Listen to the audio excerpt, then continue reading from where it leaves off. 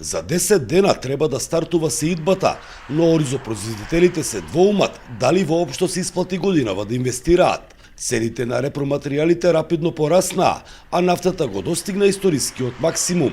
Од друга страна, за арпата или нема откуп или се откупува по цена од 18 до 20 денари за килограм, што е далеко од претходно утврдената производна цена, која во меѓувреме се покачи.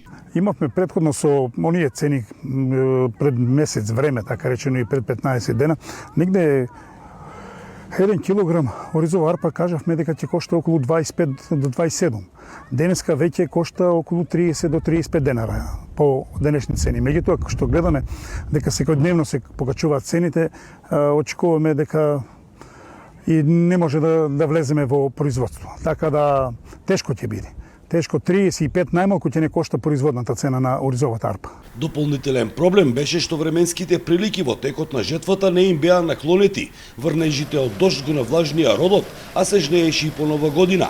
Голем дел од реколтата не можеше да се исуши, па едноставно беа принудени да ја вратат во нивите. Откупувачите заедно со фабрикантите извршија силен притисок врз земјоделците, посебно кај оние земјоделци што има ожнијано покасно ова оризова култура, беше влажна, не беше добра и не сакаа да ја исушат, бидејќи само тие имат индивидуални сушари, ги уценуваа и затоа дојде онаа цена 18 денари и 20 денари, денеска го зимат, меѓутоа очигледно и тие не можеа да постигнат со нивното сушење и со нивното зимање и голем дел не можеа веќе да го чуват и тој ориз веќе се упалува, ние го викаме преврива, упалува и нема што да го прават и мораше да го фрлат. Пред 2 години арпата се откупуваше по цена од 40 денари, а белиот ориз по маркетите се продаваше за 80 денари. Парадоксално, но на штета на земјоделците, денес килограм бел ориз достигнува малопродажна цена од 150 денари, а арпата се откупува за максимални 20 денари.